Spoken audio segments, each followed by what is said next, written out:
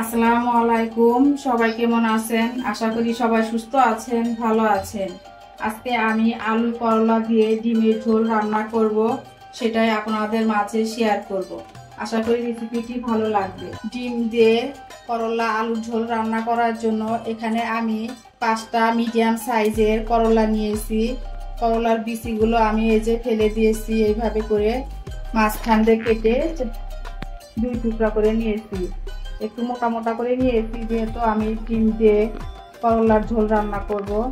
আর এখানে আমি ছোট মাঝারি সাইজের 3টা আলু নিয়েছি। আলুটাও আমি ঠিক এইভাবে করলার সাথে মিল করে টুকরা করে নিয়েছি। এখানে আমি 3টা ডিম সিদ্ধ করে নিয়েছি, 2টা পেঁয়াজ কুচি করে নিয়েছি, 5-6টা কাঁচামরিচ ফালি করে নিয়েছি, আর হাফ চামচ আদা বাটা, হাফ চামচ রসুন বাটা নিয়েছি। এখন চলে আসলাম মূল রেসিপিতে। এখানে আমি একটা প্যান বসিয়ে দিয়েছি, প্যানটা গরম হয়ে গিয়েছে। এখন আমি পরিমাণ মতো তেল দিয়ে দিলাম, অল্প একটু সামান্য হলুদের গুঁড়া দিয়ে দিলাম, আর একটু লবণ দিয়ে দিলাম। একটু নেড়ে চেড়ে নেব তেলের সাথে।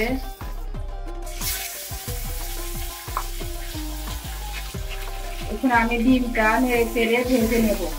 ডিমটা আমার ভাজা হয়ে গিয়েছে, ডিমটা আমি একটু লাল লাল করে ভেজে নিলাম। এখন আমি ডিমটা নামিয়ে নেব। চুলা আমি কড়াই বসিয়ে দিয়েছি, কড়াইটা গরম হয়ে গিয়েছে। এখন আমি পরিমাণ মতো তেল দিয়ে দেব। পরিমাণ মতো তেল দিয়ে দিলাম, পেঁয়াজ কুচি আর কাঁচামরিচ কাটা এগুলো দিয়ে দিলাম সব কিছু। পেঁয়াজটা আমি একটু ভেজে নেব। পেঁয়াজটা আমি হালকা লাল করে ভেজে নিয়েছি। এখন দিয়ে দিলাম আদা রসুন বাটা। এখন আবারও তেল আর পেঁয়াজের সাথে একটু নেড়ে চেড়ে নেব, এতে করে আদা রসুনের কাঁচা গন্ধটা থাকবে না। এখন আমি দিয়ে দিলাম পরিমাণ মতো হাফ চামচ হলুদের গুঁড়া, হাফ চামচ মরিচের গুঁড়া, হাফ চামচ ধনিয়া গুঁড়া, হাফ চামচ লবণ দিয়ে দিলাম। একটু নেড়ে চেড়ে নেব। মশলাটা যত পুড়ে না যায় এই জন্য একটু পানি দিয়ে দিব।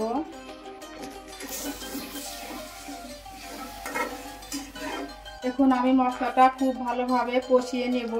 ঢাকনা দিয়ে ঢেকে দিলাম 2 মিনিটের জন্য। ফিরে এলাম কিছুক্ষণ পর। মশলাটা খুব ভালোভাবে আমি কষিয়ে নিয়েছি। এখন আমি কেটে রাখা করলা আর আলুগুলো দিয়ে দিলাম। ভালোভাবে নেড়ে চেড়ে মশলার সাথে মিশিয়ে নেব। অল্প একটু পরিমাণে পানি দেব। এখন আমি আবারও ঢেকে দিলাম। ফিরে এলাম 5 মিনিট পর। খুব সুন্দরভাবে সবজিটা কষিয়ে নিয়েছি, পানিটা শুকিয়ে গিয়েছে। এখন আমি পরিমাণ মতো ঝোলের জন্য পানি দিয়ে দেব।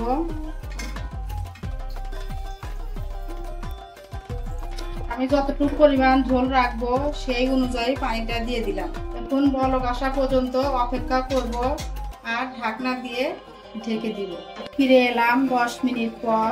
ঝোলটাও অনেকটা শুকিয়ে গিয়েছে আর করলা আলু কিন্তু সিদ্ধ হয়ে গিয়েছে। করলা বেশি করে ঝোল দিয়ে জাল করলে কিন্তু তিতা হয়ে যায়, কালারটাও নষ্ট হয়ে যায়, তখন খেতে ভালো লাগে না। এখন আমি ডিমগুলো দিয়ে দিলাম। এই পর্যায়ে আমি আর ঢেকে দেব না, তাহলে কিন্তু করলার কালারটা নষ্ট হয়ে যাবে। রান্নাটা প্রায় হয়ে গিয়েছে। এখন আমি হাফ চামচ পরিমাণ ভাজা জিরা গুঁড়া দিয়ে দিলাম, এতে করে খেতে খুবই ভালো লাগবে, স্বাদটা দ্বিগুণ বেড়ে যাবে এই ভাজা জিরা দেওয়ার কারণে। এখন আমি আর 2-3 মিনিট ফুটিয়ে নেব। আমি 2-3 মিনিট ফুটিয়ে নিয়েছি। তরকারিটা হয়ে গিয়েছে, আমার রান্না কমপ্লিট। এইভাবে করলা ডিমের ঝোল কম মশলায় রান্না করলে খেতে কিন্তু খুবই ভালো লাগে। এভাবে আপনারা গরম ভাতের সাথে তৃপ্তি করে খেতে পারেন। আর গরমের সময় এরকম একটা করলা ঝোল থাকলে কিন্তু আর কিছুই লাগবে না। খুব সুন্দর একটা কালার হয়েছে, দেখতেই পাচ্ছেন খুবই সুন্দর হয়েছে রান্নাটা। আপনাদের কাছে কেমন লেগেছে অবশ্যই কমেন্ট করে জানাবেন। কম মশলায় এরকম করলা ঝোল খেতে কিন্তু খুবই ভালো লাগে। এভাবে আপনারা গরম ভাতের সাথে তৃপ্তি করে খেতে পারেন। আর গরমের সময় এরকম একটা করলা ঝোল থাকলে কিন্তু আর কিছুই লাগবে না, স্বাস্থ্যের জন্য খুবই উপকারী। আপনারা বাসায় বানিয়ে একবার হলেও খেয়ে দেখতে পারেন। এই ছিল আমার আজকের ভিডিও। আমার ভিডিওটি যদি আপনাদের কাছে ভালো লাগে, দেখার শুরুতে একটি লাইক দিয়ে দিবেন। আর আমার চ্যানেলটি সাবস্ক্রাইব করে আমার পাশেই থাকবেন। আজ এই পর্যন্ত, পরবর্তী ভিডিও দেখার আমন্ত্রণ রইল। আল্লাহ হাফেজ, আসসালামু আলাইকুম।